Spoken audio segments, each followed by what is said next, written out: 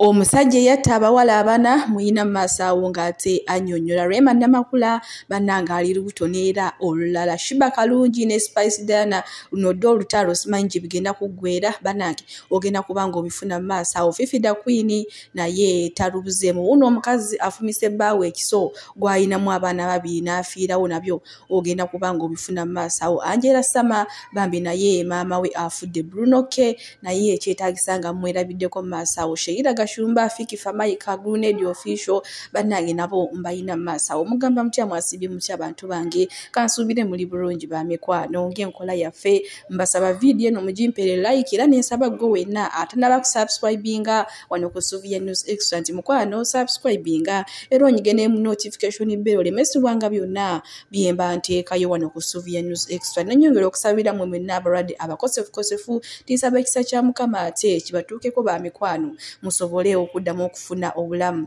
obweyagaza Sheikh Hamad Kakayire onono nga musomi wa dduwa era ng'akola ku nsonga z'amaka oyagala kugenda bweru business zote zikyatambula bulungi mukubireko ku namba y'essimu eri awaate wama ofune ebisingawo bwentyo nkutandise ne mukyala Dr. Rema Namakula ombwati mama Maro Maria munange y'ebintu yasazeewo kwegamba abiyise mu bwangungu era nga wenjogera yarabikiddwako mu katambi ako nga wokalaba wamma Rema Namakula mukatambi ako wamma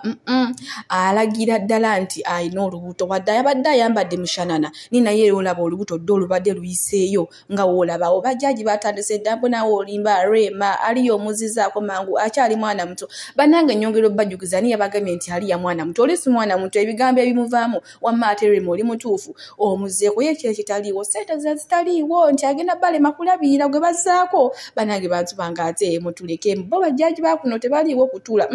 baliwo kunoonyereza ebibakwatako n'ebitabakwatako era nga yedda genero avuddeyo n'agamba mbu bambi Namulondo takoma kusitula abaana na nsawo mbu ne boosi we amusitulirako ate ogutali musango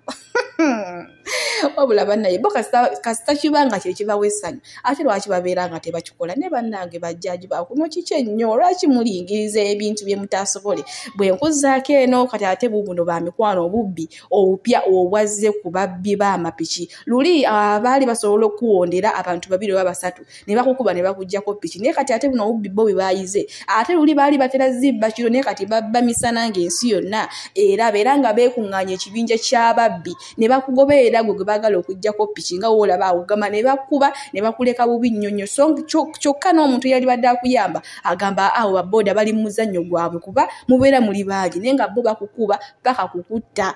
olaba bakuyambe ne bakulekamu akasa era bakuleka gama nga bakulese nga tosobola yadde nakwogera yadde nakutegeera nti obwono nono abaddeko kale bannange twongere okusabira ensi yaffe akatambi nga wookalabaawo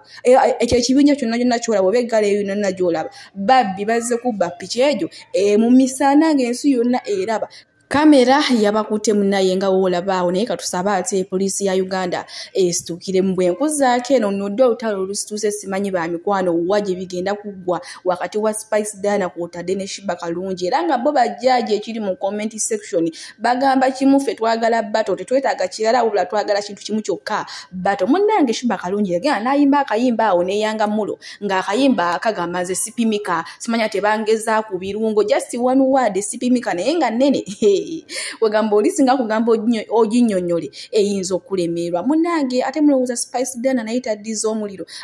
agambye embutogeza ne weepima ku nannyini birungo bannange oli yagamba Shiba Kalungi nze sipimika kati ate ono ye agamba togeza ne weepima ku nannyini birungo bannange weti oli mu sayidi ezeeyo ba abaana baagala bato wali wonna tolina ky'obagamba kati Shiba Kalungi oluvannyuma lw'okuwulira oluyimba lwa Spice Diana ng'agamba mbutogeza ne weepima ku nannyini birungo ate naye era amuddiza n'agamba mbu tuli biza anti teri budde kugamba nange Shiba Kalungi akuddamu akagambo kamu naye ng'ogenda okkannyonnyola mufunze kasobola okulemerera kati nze sipimika ogenda kunnyonnyola oti oli akugamba etapimika mitawaana myere bannange Bruno K ng'ali bulala ne Vanessa ndowooza munnange ali ku plan yakumala kizadde ate mulowooza teyakubye n'akayimba aka Vanessa ne mutabani we tuli ate mu sayidi ezeeyo bannange naye nga yemwewase mufumbirigano ffe embaga weetuli tujja kwambala amagomesi tujaguze munnange Reverend Father Kibi ayina message wano gy'atadde bannange message nnene nzibu message kwegamba erimu ebigambo era mbasaba ate nsooke mbatereko vidiyo nze gavumenti sijaagalira ddala batubye bubbi sijagalira ddala batufuze bubi mugende mukole ebyafaayo mulekubeeranga bano bannayuganda abali mu bukulembeze bw'eggwanga lyaffe eggwanga balibyemu bubbi tebafudde kubaliddirira baafuga obulungi naye ne batuuka ne batwonoonera bagyonoonye buli muntu atya okwogera buli ayogera ng'atya kufa tebagala kubagamba naye tubonabona ne tugenda mu malwaliro mazima nolengera mukadde wo nga tiyandifudde nolwokuba tewali ddwaliro olumbe lumukubye ali rakayi wemuvugira omuntu wamutuuse emulagira ng'afudde tulina abantu bangi abafudde naye nga tebandifudde abantu abali after authority after ranks after power not service ebyonoonye eggwanga lyaffe bibadde ebigambo bya Reverend Father Kibi era nga ye wamma abyogedde kinamwokya kimize naye nga message ye agiyisizaawo kyemukola mu kikole kale we tuli mu saidi ezeyo bwenkozaako eno ewa Sheila Gashumba wabula bannange n'omwana muwala ye ekituufu ndowooza engeri gy'atambula ennyo gy'atatera kubeera mu Uganda kugamba akola bintu by'abazungu bannange omuntu wemubanga mwali mweyagalako ne mwekyawa tabeera muyeekera tabeera kizibu ku saidi yo era nga bwe yakutte abaami babiri n'abagatta jjukira bano baaliko mu nsonga z'omukwano okuli agronedi official kw'otadde ne Fikifa Maika bannange tebakoonya omuziki ng'oyinza okugamba ati tewaliwo kantu konna akaali kabaddewo era munnange emikwano gya Sheila Gashumba gyanyiize mbwa biki ebyo byakola mbu bba abaswaza bannange baddira nyongero bajjukiza ono omwana alimu engeri y'oluzunguzungu kale bwenkozaako eno amawulire ag'ennaka agaliwo musajja mukulu oyo gw'olaba ngenda kuba nkuteerako akatambi mu maaso awo ng'abeeyogerera yakatta abaana bana era ng'avuga takisi munnange ye olumala bakozesa byayagala mukasita bamunyiizaamu ne bafunamu obutakkaanya nga ye abatta abatwala n'abasuula eyo mu nsiko ng'ate we mugenda okulaba mu katambi awo era mbwe ennamba ze basaba ku makya nga bagenda okukola naye bannange naffe abaana abawala twebeeremu omusajja omulayi muvuzi wa takisi talina kiddako akusaba ate ennamba n'ogimuwa anti mwagala munnaye simanya transport mwagala kuseevinga mwagala ebyobwereere akatambi nga alina mu maaso wano kale kino tufunemu ate ekyokuyiga si buli akusaba ennamba nti ogimuwa yesu wadde tuliwo okwanibwa naye kati omuntu wa takisi akutute ate akusaba yogera nnyo wakati awala naka bana bonanga batamuziteemu kati ono bamuyitaani nomuyita sawa sandu ogambye amannya go gwani niwaga bayita obeerawa mbeera zana erya mu Kigali teekeko kati wano waliwo omu abalala baliwa wa maiti yogera ebifo ebyenjawulo wano gumu awalala awasulawo omulala Cherutembe owokuna bana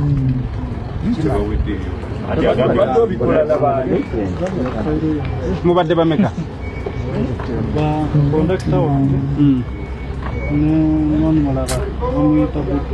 mubadde bameka kyentegeeza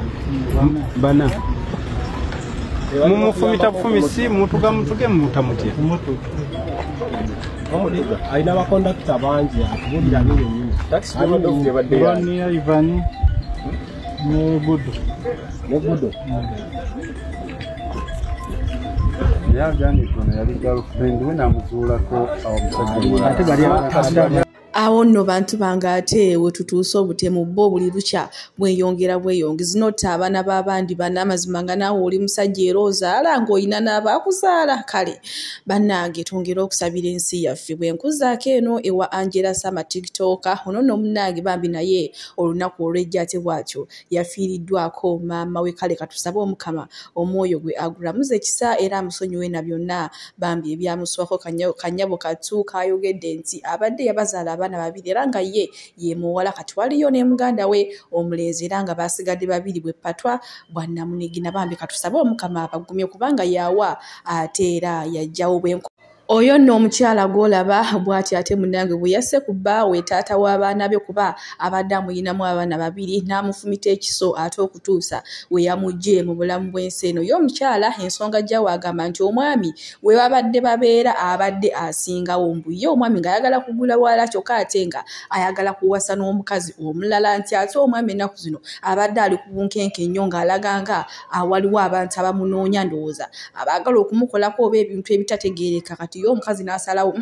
kamwegirewo ng'obudde bukyali ne bannange omukazi n'odda ku musajja n'omufumita ekisa ekisooka nga ye taata w'abaana bo ekyokubiri bannange twesabire nnyo mu nsi yaffe Fida Queen muyina maaso wano naye ate ayina byagamba ku bino ebigenda mu maaso wakati wa principal Alien Skin akwotadde ne Honorable Mpuuga kale ngenda kuba mubateerako maaso wano era nze munzikirize ba mikwano mbasiibulire wano omukama abampeere byonna bye musinga okwagala akasenyiga kanvugamuko sipiidi naye ate nga tekajja kutulemesa kumanya biki ebifudde mu ggwanga omukama abampeere kyonna kye musinga okwagala nga bannaye baddiya tusabira ensi yaffe kuba bino ebigenda mu maaso olutanyweza mavivi ku ttaka ne twetondera omukama simanyi.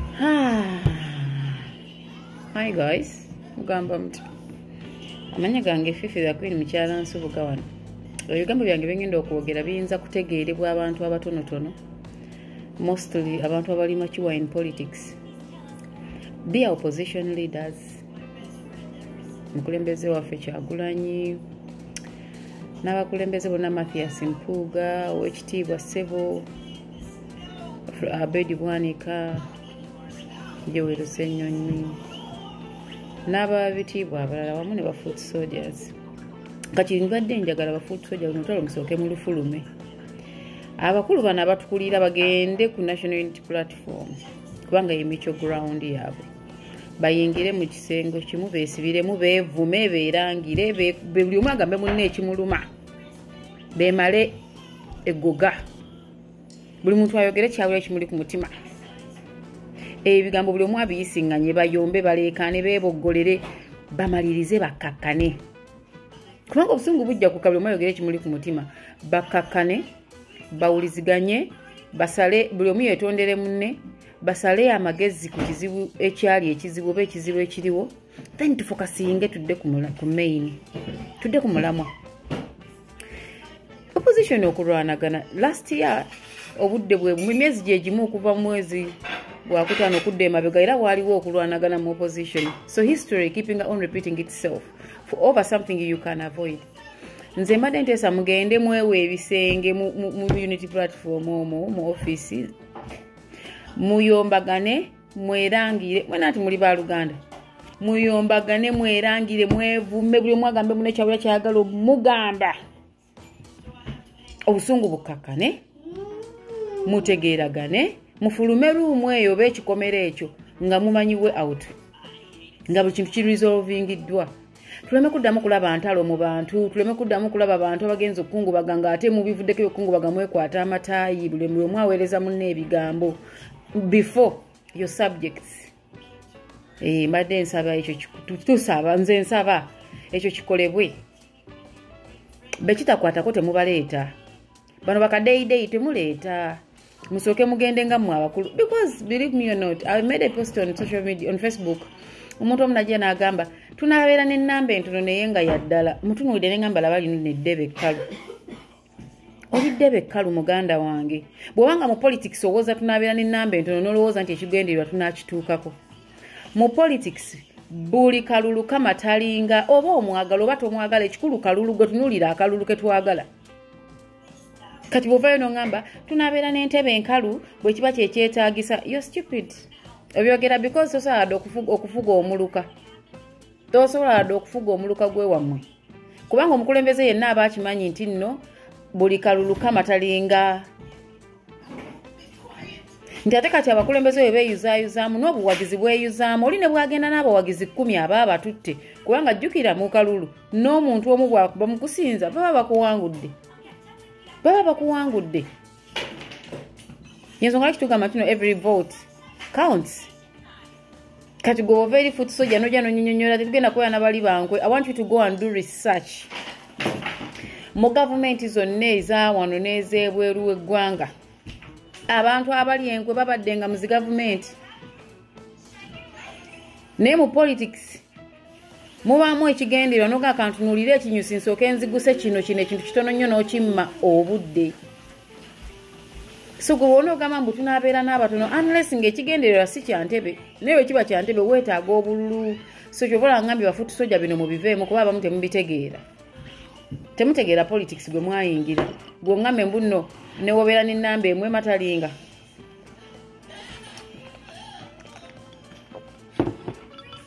ng'ematalinga etya ennamba entono weetaaga abantu bangi mu politics buli omuntu abeere waza nnyo omupiira gwe nga bwe gugenda naye gwe bw'ongamba nti nno okweyawula kw'abakulembeze tekukuluma then gwe oba mukubi wa ndulu toba muwagizi oba mukubi wa ndulu nga just oliwo okuleekaana tukulabe nti waleekaanye oliwo okupola post za kwambala ngoye tukulabe nti kyewakoze naye ng'omulamu omutuufu twetaaga abantu bannabyabufuzi bonna bavubi b'abantu so buli we balwanagana nga bba abali waggulu abantu be baavuba beeyawulamu so tubasaba mugende ku unity platform wammwe wali ku ofiisi kubanga ye Micho ground muyingire ruumu oba mubeera mu kikomera wagazi ne mukiggala ne mubeeramu mwekka abakulembeze nga temulina wadde obusimu mumwerekodinga oba kiki muyombe mwerangire buli omu ajjayo ensonga yagikube ku mmeeza asobodde walampe emmeeza awalampye entebe giwalampe mujja kumala mukkakkanye mugenda kuva mu nnyumba eyo oba mu ofiisi eyo nga bye mwogera biri ku mulamwa mugenda kuva mu ofiisi eyo nga mukkiriziganyizza ng'eyasobye ona mwetondedde oli yetondedde ono nga mweyongeddeyo bulungi nnyo n'abawagizi ne beeyongerayo awatali ekyo these fights are not healthy. They're not. Zigeze ku ground mu bantu bamwe mu bantu zaatuukayo ddala nga mwe temunnajja kuyamba naye kati namwe mutandise okubanga mwewanyisiganya kibi nnyo bwe tugoba takyadduka otambula butambuzi kati so nze kwe kusaba kwange bankimanyi wala bagenda okujja kuno baleekaanireko batuyanireko obukooweekoowe naye mbajjukiza nti ndi kiruddu ndi ku ddoozi nja kuba wali pulaayi naye nga kwe kusaba kwange abakulembeze omukulu Kyagulanyi pulezidenti ow'ekitiibwa Mpuuga Mabedi Bwanika n'abakulembeze abalala abakwatibwako bano bawololo mubaleke bano bawololo bakubi ba kikopo gye mubaza gye badda batono nnyo abeetegeerera naye bano abusoke mubaleke muyingire muyombe bwe munaamaliriza trust me mugenda kubenga bwe obusungu bumukkakkanye tuddemu tufubutuke yendowooza yange Fifi the Queen. Sheikh Hamad Kakayire ono nga musomi wa dduwa era ng'akola ku nsonga z'amaka oyagala kugenda bweru bizinensi zo tezitambula bulungi mukubireko ku nnamba y'essimu eri awo ate munange ofune ebisingawo era gwe wenna ayagala okulanga naffe wano ku Suvia News Extra ennamba weeriayo ya WhatsApp munange ate ng'ojja twogera ebisingawo manyi bagambe yeetuukidde tasobola kunywa gatabanguse kale ennamba weeri jangu twogere wamme